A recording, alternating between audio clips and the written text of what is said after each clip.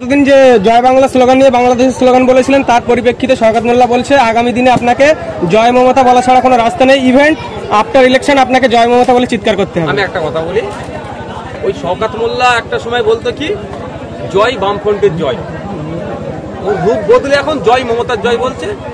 আগামী দিনে হয়তো ও জয় শুভেন্দু অধিকারী জয় ওকে বলতে পারে।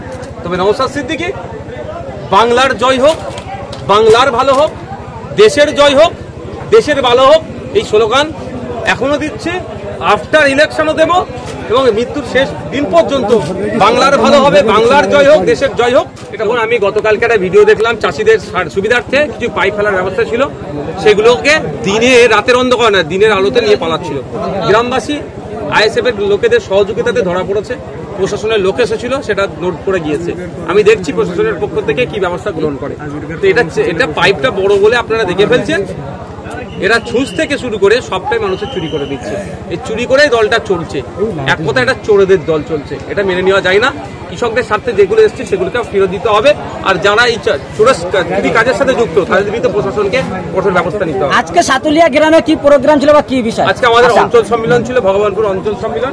গ্রামবাসীদের সহযোগিতাতে আমরা এবং পুলিশ প্রশাসনের তারা নিরপেক্ষতা বজায় রেখে যেভাবে ডিউটি করেছে, দুটোকে আমি কুর্নিশ জানাচ্ছি। এবং আমাদের পার্টির বিভিন্ন স্তরের কর্মীরা ছিলেন, ভগবানপুর অঞ্চলের নেতৃত্বদের নিয়ে আজকে আমাদের একটা অঞ্চল কমিটির প্রস্তাব গৃহীত হলো।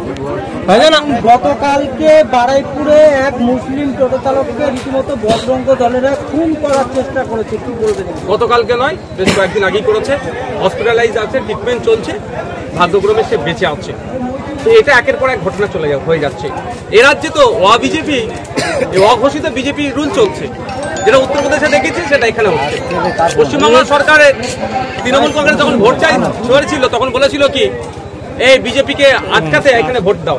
আর আমরা কি দেখছি, সে বিজেপি আরএসএস বজরং নামে ধর্মীয় দলের ব্যানারে কিভাবে মুসলিমদের অত্যাচার হচ্ছে, সংখ্যালঘুদের অত্যাচার হচ্ছে। এটা বন্ধ করার দায়িত্ব মমতা ব্যানার্জিকে নিতে হবে। আর যদি না বন্ধ করতে পারে, আগামী 2026-এ সংখ্যালঘুরা জবাব দেবে। এখনো পর্যন্ত সেই অঞ্চলের যারা বিধায়ক রয়েছে সেই আক্রান্ত পরিবারের পাশে এখনো যাননি। দেখুন, এরা ভোটের সময় এসে ভয় দেখাবে আর ভোট নেবে, এটা তাদের পথ না। মুসলিমদের ভয় দেখাতে পারলে তাহলে ভোট বেরিয়ে যাবে। ওই জন্য বিজেপির এইগুলো যারা করছে বারবার অন্ত তাদের বিরুদ্ধে ব্যবস্থা গ্রহণ করছে না, বা সমবেদনা জানানোর জন্য বিধায়কে যাওয়ার প্রয়োজনটুকু বোধ হয়নি। ভাইজান, আপনি গতদিন যে জয় বাংলা স্লোগান নিয়ে বাংলাদেশের স্লোগান বলেছিলেন, তার পরিপ্রেক্ষিতে শওকত মোল্লা বলছে আগামী দিনে আপনাকে জয় মমতা বলা ছাড়া কোনো রাস্তা নেই। ইভেন্ট আফটার ইলেকশন আপনাকে জয় মমতা বলে চিৎকার করতে হবে। আমি একটা কথা বলি, ওই শওকত মোল্লা একটা সময় বলতো কি জয় বামফ্রন্টের জয়, ওর রূপ বদলে এখন জয় মমতার জয় বলছে। আগামী দিনে হয়তো ও জয় শুভেন্দু অধিকারী জয় ওকে বলতে পারে। তবে নওশাদ সিদ্দিকী বাংলার জয় হোক, বাংলার ভালো হোক, দেশের জয় হোক, দেশের ভালো হোক, এই স্লোগান এখনো দিচ্ছে, আফটার ইলেকশনও দেব এবং মৃত্যুর শেষ দিন পর্যন্ত বাংলার ভালো হবে, বাংলার জয় হোক, দেশের জয় হোক, এটা বলতে থাকি। তবে হ্যাঁ, আমরা ওই গার্লস হোস্টেলের ভেতরে ঢুকে প্রোগ্রাম করব, সে অপকর্ম দুষ্কর্ম আমরা করব না। শওকত মোল্লা ভাঙড়ে আসার পরে ভাঙড়ের একাধিক জায়গায় টিএমসি নেতাদের নেতৃত্বে জমি দখল করা হচ্ছে, 300 বিঘের ওদিকে জমি দখল করা হয়েছে, কি বলবেন? রাকেশের বিরুদ্ধে অভিযোগ। ভাঙড় বিধানসভার অন্তর্গত নয়, ওটা ক্যানিং পূর্ব বিধানসভার অন্তর্গত। এটা শওকত মোল্লা সাহেব জোর গলায় বলুক যে কৃষকদের 1 ছটাক জমি আমি হাত হতে দেবো না, তাহলেই বুঝতে পারবো শওকত মোল্লা সত্যিকারের মানুষের জন্য কাজ করে না তোলাবাজ কিছু তার জন্য কাজ করে।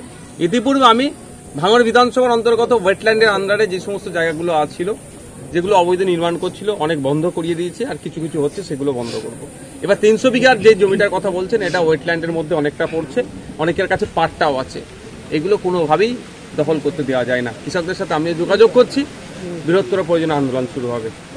জমিকে অবৈধভাবে কোনো ইলিগালি যেটা ওরা দখল করার চেষ্টা করতে দেওয়া যাবে না। শওকত মোল্লা বলছে যে টুপি মাথায় দিয়ে লোক জানি সত্যি কথা বলে, কিন্তু আপনি নাকি ঘুরে ঘুরে মিথ্যা কথা বলছেন। তাহলে টুপি খুলে কি অসত্য কথা বলা বৈধ নাকি?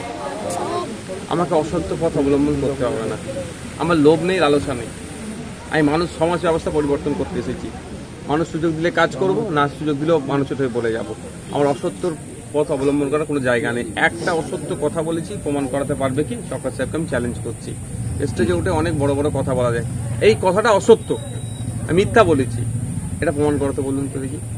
শওকত মোল্লা আরেকটা বিস্ফোরক করেছে আপনার বড় ভাইয়ের উপরে, আমি যে বলছি তিনি ওর নাম আর নেন না, ওর নাম নিয়ে ভাইজান ভাইজান দুর্গাপুর থেকে একটা হুঁশিয়ারি দিয়েছেন যে আসল যিনি পান্ডা তাকে 1 সপ্তাহ মধ্যে গ্রেফতার করতে হবে। তিনি আবার কাল থেকে বলছেন যে আমি যেটা করেছি ঠিক করেছি, আরো করবো। তাহলে এত সাহস? ভিডিওটা আমি যতটুকু খোঁজ নিলাম, গতকালকের ভিডিও নয়, যেদিনকে আক্রমণটা করেছে সেই দিনকে সন্ধ্যারই ভিডিও।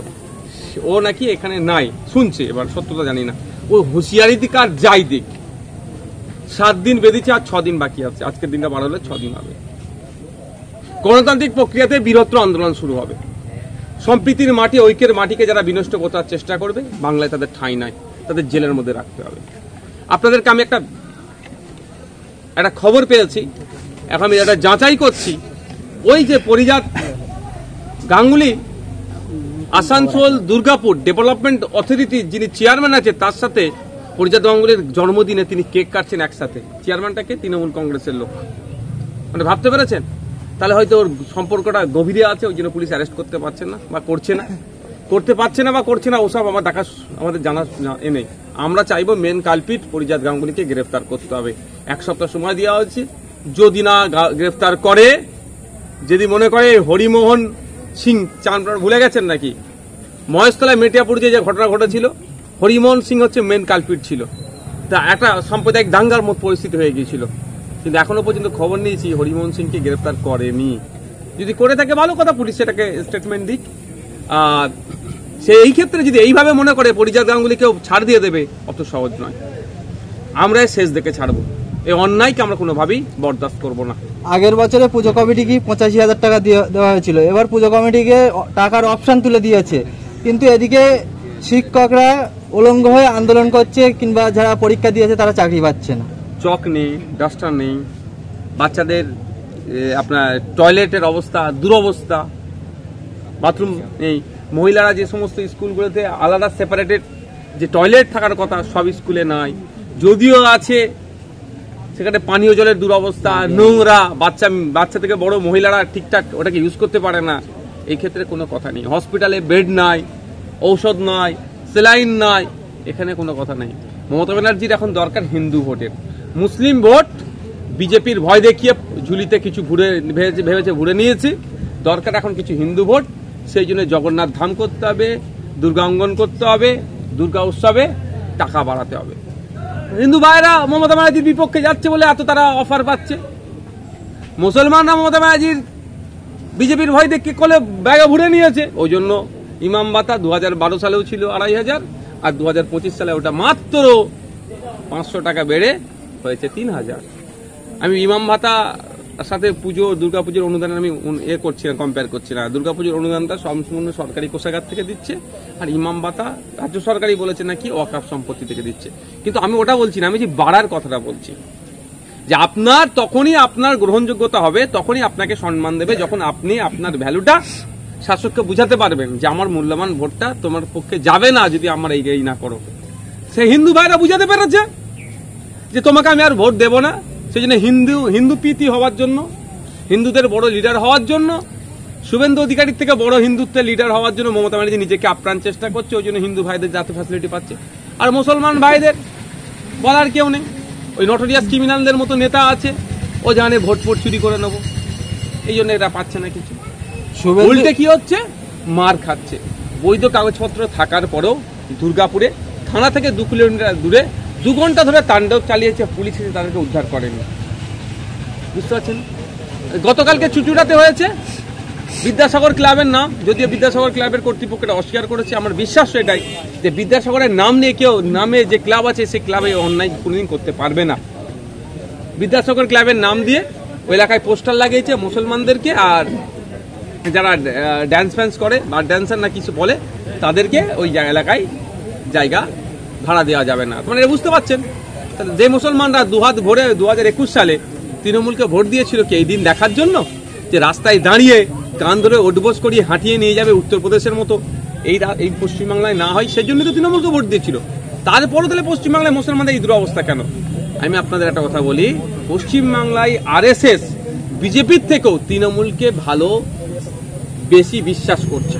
আর বাস্তবিক অর্থে বিজেপির যেটা করার সাহস দেখাচ্ছে না, সেটা তৃণমূল করে দেখাচ্ছে। আপনারা জানেন রাম মন্দির হয়েছে বিতর্কিত জায়গায়, বাবরি মসজিদের জায়গায় হয়েছে। আজ আমি বলছি ওটা বাবরি মসজিদের জায়গা, কিন্তু রাম মন্দির উদ্বোধনের পরে প্রসাদ সবার বাড়ি বাড়ি রেশনের মাধ্যমে পাঠায়নি, কিন্তু মমতা ব্যানার্জি জগন্নাথ ধাম বা জগন্নাথ মন্দির উদ্বোধন করে প্রসাদ কিন্তু সকলের বাড়ি বাড়ি পৌঁছানোর সাহসটা দেখিয়ে দিল। তাহলে আরএসএস এর কাছে বিজেপির থেকেও পশ্চিমবাংলায় তৃণমূলটা বেশি প্রেফার করছে বা বেশি বিশ্বাসযোগ্য হয়ে উঠছে। তা আমি আপনাদের বলবো, তারা 2021 সালে বিজেপিকে আটকানোর জন্য তৃণমূলকে ভোট দিলেন, তাহলে দিনের শেষে কি পেলেন আপনারা? লাঞ্ছনা, বঞ্চনা, অত্যাচার, অনাচার পেলেন। তো এইটাই যদি 2026-এ আবার রিপিট করেন, আরো বাড়তে থাকবে। আমি কত জায়গায় ছুটবো, আমি একা মানুষ। এই পিংলা, পশ্চিম মেদিনীপুর পিংলাতে একটি তরতাজা যুবককে তুলে নিয়ে গিয়ে ফাঁসিতে টাঙিয়ে আগুন লাগিয়ে দিয়েছে। যখন তাদের বিরুদ্ধে অভিযোগ হচ্ছে, লিখিত অভিযোগ হচ্ছে, গ্রেফতার হচ্ছে না, মানে কি বুঝতে পারছেন? এ ধরনের অনেক অহরহ ঘটনা আছে, প্রতিনিয়ত ঘটে যাচ্ছে। সেটা কত জায়গায় যাবো আমি, কত জায়গায় ছুটবো? আপনারা যারা যারা মিডিয়ার মাধ্যমে যারা শুনছেন, 2021 সালে হয়তো দেখতে গেলে দেখা যাবে ওই যারা দুর্গাপুরে যারা গরু নিয়ে যাচ্ছিল, একজন দুটো বলদ কিনেছিল কি করবে, চাষ করবে বলে।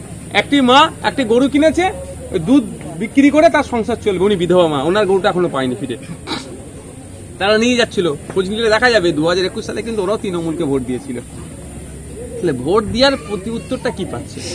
শাসক দলে আছে, যদি বিরোধী দলে থাকতো একটা বলার জায়গা থাকতো। শাসক দলে থাকার পরে এই অত্যাচার হচ্ছে, এটা মানুষকে বুঝতে হবে। আপনারা আটকাচ্ছেন বিজেপিকে। আমি আপনাদের বলবো, বিজেপি তৃণমূলটা বড় কথা নাই, এই অন্যায়টাকে বন্ধ করতে হবে। এই অন্যায়টাকে বন্ধ তখনই করতে পারবেন যখন জনগণের সরকার তৈরি করতে পারবেন। তাহলে বিজেপিকে আটকাবেন, অন্যায় তো বেড়ে যাচ্ছে, অন্যায়টা কিভাবে আটকাবেন? জনগণের সরকার তৈরি করুন, জনগণ সঠিক লোককে ভোট দিন। শুভেন্দু যেখানে যায় সেখানে গিয়ে জয় শ্রীরাম আমি হিন্দুর বাচ্চা বলে স্লোগান দেয়, কিন্তু ওনার বিরুদ্ধে কেউ স্লোগান দিলে উনি গাড়িতে মারতে চায়। এই বিষয়ে কোনো রাজ্য সরকারের কোনো ভূমিকা নেই। আমি বলছি, উনি যেভাবে গাড়ি থেকে নেমে এসে ওই ব্যক্তিটির কাছে তেড়ে গেল, কেন ওর বাড়িতে মন্ত্রী হাজির হয়ে গেল, বিধায়ক ফিধায়ক অনেকজন থেকে হাজির হয়ে গেল, কই একজনও তো শুভেন্দু বাবুর বিরুদ্ধে অভিযোগ দায়ের করেছে? এটা বুঝতে হবে। এটা বাইনারি পলিটিক্স তৈরি হচ্ছে, হিন্দু মুসলমানের পলিটিক্স তৈরি করতে চাইছে 2026-কে সামনে রেখে। এই বিজেপি এসে যাবে, তোদেরকে মারধর করবে, তোরা ভোট আমাকে দে। আবার বিজেপি যারা হিন্দুত্বতে, মানে এক্সট্রিম হিন্দুত্বতে যারা বিশ্বাস করে, তাদেরকে বোঝাতে চাইছে যে দেখো আমি তোমাদের নেতা, আমি তোমাদের নেতা, আমি তোমাদের নেতা। অর্থাৎ ভোটটা একটা অংশ তৃণমূলে থাকবে, একটা অংশ বিজেপিতে থাকবে। আর দুটো কি কন্ট্রোল করছে? আরএসএস। তাহলে আরএসএস এর কাছে 100% ভোটটা রাখার চেষ্টা করছে। এটা বুঝতে হবে আমাদেরকে। এটা নিয়ে আমাদের হইয়ে করার কোনো দরকার নেই। আর জয় বাংলা স্লোগানটা আমাদের বাংলার কোনো স্লোগান নয়, এটা মাথায় রাখবেন। অনেকে বলতে পারবে জয় বাংলা বলেছে বলে, এটা বাংলাদেশ থেকে ধার করা স্লোগান, তো এটা আমাদের বাংলা স্লোগান নয়। অনেকে দেখছি লেখালেখি করছে, এটা ওসব লেখালেখি করে লাভ, আমাদের বাংলাদেশ থেকে ধার করা স্লোগান। আমাদের বাংলা স্লোগান যদি হতো, বাংলার যত বাংলার জয় হোক বলুক না, জয় বাংলা বলছে, আমি বিতর্ক জড়াবো না, কিন্তু ওটার সাথে বাংলার ইমোশন যেন না কেউ জুড়িয়ে দেয়। ওটা তো ধার করা জিনিস, আবার অন্য একটা দেশের থেকে ধার করা।